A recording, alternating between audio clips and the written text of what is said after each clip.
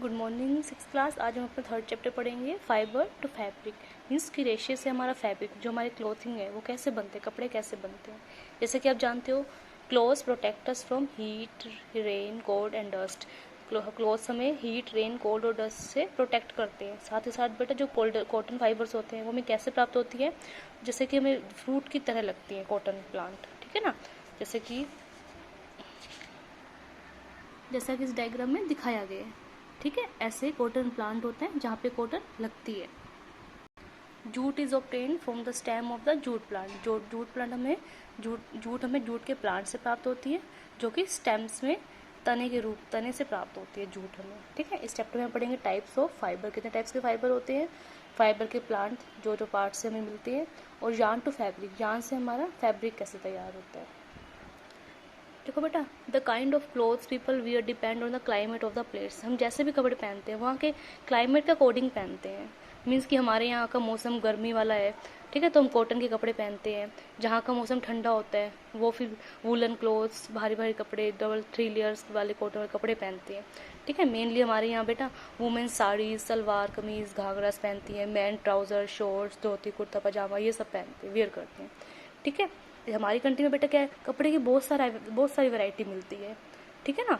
Fabric is commonly cold, और fabric को commonly क्या जाता है, कोल्ड का ये क्लोथ कहा जाता है, ठीक है। अगर हमें क्लोथ मार्केट में जाते हैं तो हमें बहुत सारी वैरायटी देखने को मिलती है कपड़ों की, क्लॉथ की, ठीक है, जो एक दूसरे से बिल्कुल डिफरेंट होते हैं, टेक्सचर के अकॉर्डिंग, शाइन के अकॉर्डिंग, थिकनेस के अकॉर्डिंग, कलर के अकॉर्डिंग, ठीक है। मीन्स कि इसका कपड़ा हर एक की वैरायटी मिलेगी, टेक्सचर में, कलर में, उनकी बनावट में, ठीक है। आगे बढ़ते हैं फाइबर।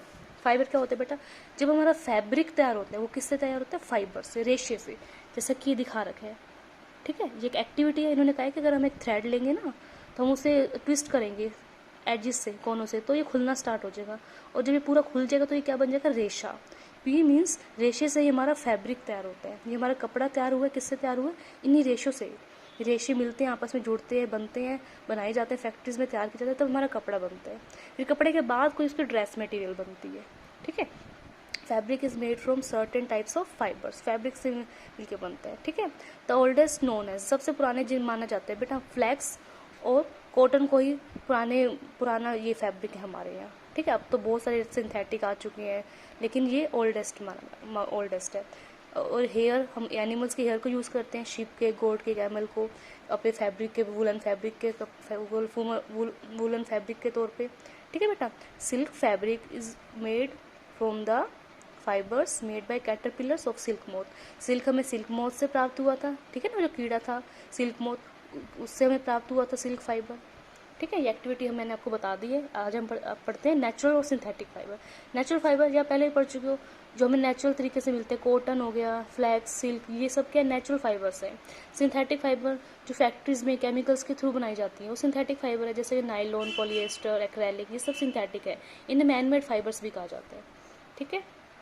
आगे क्लोथ्स फॉर डिफरेंट पर्पस, तो डिफरेंट पर्पज हम डिफरेंट क्लोथ्स का इस्तेमाल करते हैं। गर्मी का मौसम है तो हम सॉफ्ट कॉटन कपड़े को प्रेफर करते हैं, ठीक है ना, ताकि हमारा पसीना सूख जाए, इवेपोरेट हो जाए इजीली, ठीक है, मतलब हमें कूल लगे, इसलिए हम क्लोथ्स को ये पहनते हैं, हम कॉटन के कपड़ों को गर्मियों में पहनते हैं। और सिंथेटिक फाइबर को हम गर्मियों में नहीं पहनते, नाइलॉन वगैरह को, ठीक है ना, क्योंकि ये हमारे मॉइस्चर को, हमारे स्वेट को एब्जॉर्ब नहीं कर पाएंगे, ठीक है, इसलिए हम इसे गर्मियों में नहीं पहनते हैं, ठीक है। वुलन क्लोथ्स को टाइनी पॉकेट्स होती हैं, हमारी हीट, मतलब जो हमारी बॉडी की हीट है उसे अंदर ही रहने देती, ट्रैप्स नहीं करने देती, ठीक है बेटा। मीन्स ये हमारे बॉडी की एयर को अंदर ही लॉक करती है, बाहर नहीं जाने से रोकती है, इस कारण हमें गर्म लगता है, इसलिए हम विंटर में वुलन क्लोथ्स प्रेफर करते हैं।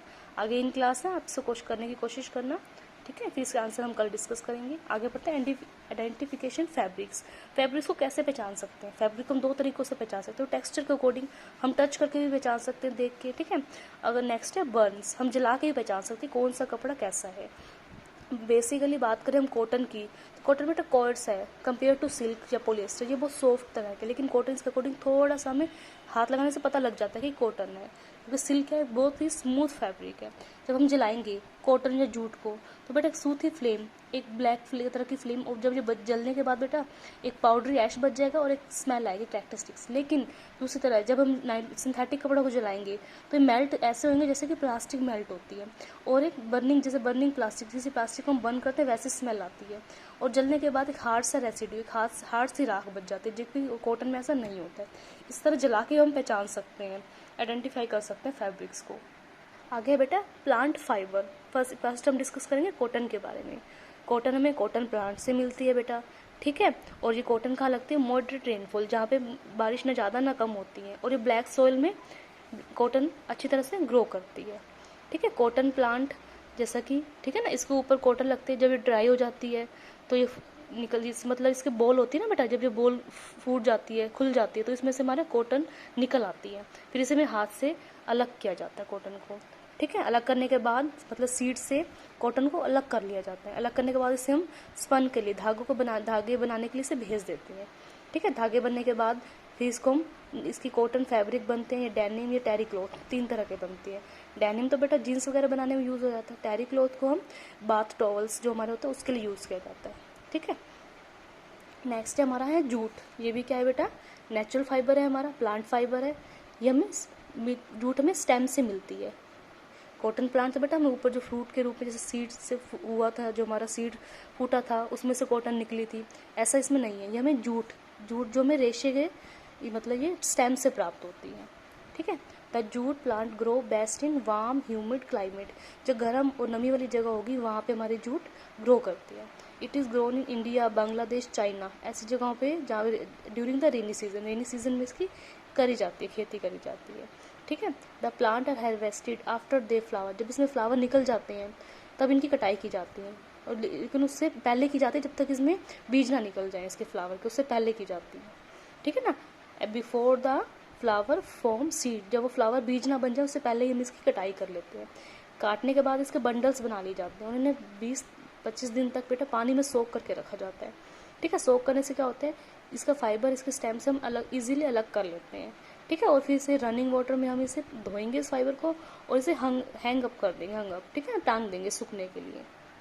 तो जूट की बात करें, जूट बहुत स्ट्रॉन्ग ड्यूरेबल फाइबर है, साथ ही साथ चीप है, सस्ता भी है ये, ठीक है ना। जूट का यान बेटा किया जाता है woven into cloths to make sacks, मतलब बोरियां वगैरह बनाने में, जो इसे फूड ग्रेन हम स्टोर करते हैं उनके रूप में किया जाता है। इसके अलावा इसके यान का प्रयोग बेटा cloth, curtain, carpets, bags, ropes, रस्सियाँ वगैरह आगे बनाने में भी यूज़ किया जाता है, ठीक है। जूट के बेटा बायोडिग्रेबल है, इसका ये एडवांटेज है, इसलिए बायोडिग्रेबल है। It breaks down and mixes with the soil, क्योंकि हो जाता है, इसलिए इसे सॉइल सेवर्स के रूप में भी यूज़ किया जाता है, ठीक है ना। जहाँ पे हमारी ज़मीन मतलब भूमि बंजर ना हो जाए, उसे बचाने के लिए हम जूट के ऐसे ये जूट को बिछा देते हैं मिट्टी के ऊपर, ठीक है ना। ये मतलब हमारी मिट्टी को उड़ने से, बहने से बचाता है, इसे सॉइल सेवर्स भी कहा जाता है, ठीक है। That is why jute is use to make bags for planting tree saplings. कई तरह के प्लांट्स को, ठीक है ना, जूट बैग्स में ग्रो कराया जाता है, और फिर उन्हें सीधा ज़मीन में दबा दिया जाता है, क्योंकि वो बायोडिग्रेबल है, ठीक है ना, सॉइल सेवर्स के रूप में। और बैग्स वगैरह जो बना के हम मिक्स करते हैं ना, उनकी रूट्स डिस्टर्ब ना हो जाएं, जो हमने प्लांट, सपोज जैसे कि मैंने प्लांट है, ठीक है ना, मैंने जूट के बैग में ग्रो करवाया सीड्स के साथ, अब ये बढ़ गया तो मैं इसे मिट्टी में लगाऊंगी, तो मैं जूट के साथ ही इसे ज़मीन में लगा दूंगी, ताकि अगर मैं उसे निकालूंगी तो उसकी रूट डिस्टर्ब हो जाएगी, इसलिए मैं ऐसा नहीं करूँगी, क्योंकि जूट बायोडिग्रेबल है, इसलिए मैं इसे सीधा ज़मीन में ही लगा दूँगी, ठीक है। The jute bags degraded and mix with the soil after summer. कुछ दिन टाइम बाद जब ना मिक्स हो जाए और हमारी मिट्टी ख़राब नहीं होती है, ठीक है। और साथ ही साथ सॉइल सेवर का भी काम करता है ये जूट, ठीक है। आज आप इतना चैप्टर पढ़िए।